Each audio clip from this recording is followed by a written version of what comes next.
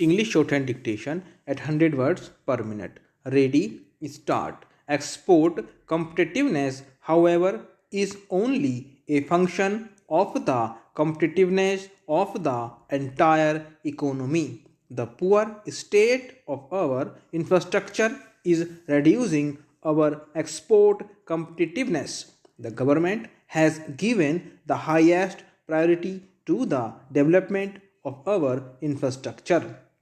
Our various initiatives in this regard will start bearing fruit very soon. We have taken decisive action to speed up clearances for power projects and to expand and upgrade our airports and ports. The task force on infrastructure has formulated an ambitious national highway development project which I inaugurated in Bangalore earlier this month. Speed of movement of goods within the country and their shipment outside the country is critical for the success of our export efforts. The task force will soon present to the government an integrated national transport policy whose aim will be to create fast communication links for people and goods, cheaper and reliable telecommunication links with the rest of the world are crucial for increasing the competitiveness of Indian exports. A new telecom policy is now on the anvil. One of its major objectives is to rapidly increase tele density all over the country. It will ensure that the prices of domestic long distance and international calls follow the global trend of sharp decline and become as cheaper in India as in the rest of the developed world in the shortest possible time. The new telecom policy will also be a big boon to India's software exporters. You are already aware of the many steps taken by the government to make India a superpower in information technology. We have received an excellent response from the industry in this regard.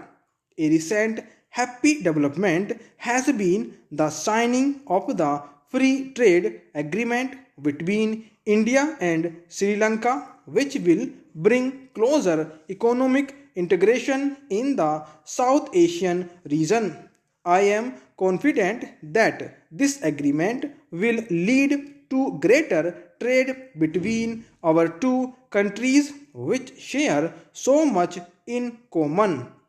It will also lead to similar initiatives with our other neighbors in South Asia so that this region can become a closely linked economic region with benefits flowing to all the countries. Friends, the global economic slowdown in the last 2 years, coupled with the meltdown in financial markets in East Asia and elsewhere, have hurt our exports. In such testing times, it is all the more necessary that you take this adverse development as a challenge for all here. I am happy to be with you this morning to participate in the India Tourism Day celebrations. I congratulate all those who have been named for receiving the award. I call upon others to emulate the examples set by the award winners. Redouble your efforts with a healthy competitive spirit and work hard to achieve excellence in attracting more tourists, both domestic and foreign. We all know that tourism generates many more jobs for relatively less investment. It is capable of creating large scale employment opportunities, particularly in rural and backward areas where there are many attractive sites for tourists. It is potentially the biggest generator of foreign exchange. It is a non polluting industry. While foreign tourists generate goodwill for India around the world, domestic tourism is a powerful contributor to the cause of national integration. The government has therefore accorded high priority for the development of this sector through appropriate policies and programs. Tourism has often been misunderstood as an elitist activity without realizing its economic, social, and civilization significance.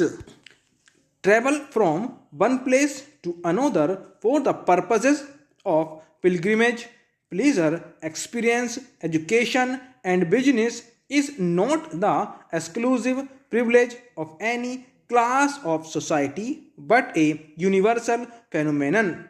Tourism brings together people of different cultures and regions and fosters better mutual understanding.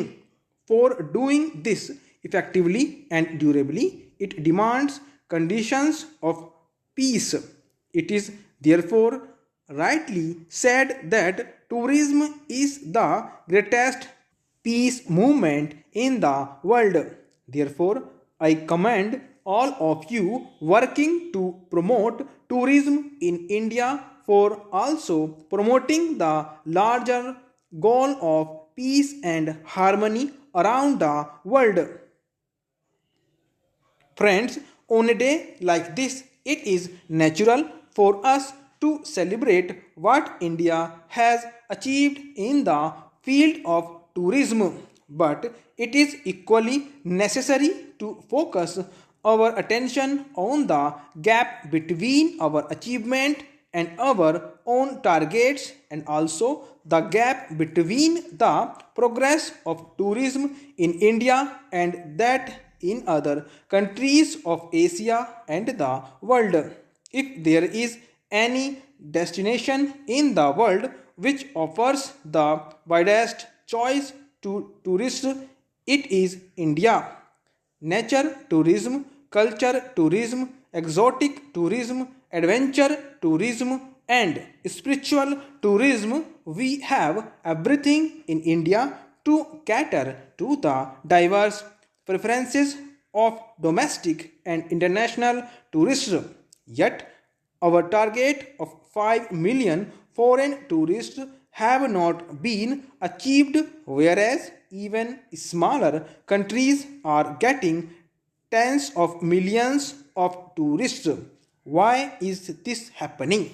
I readily acknowledge that, as in the case of other industries, inadequate infrastructure is a major constraint in the development of tourism.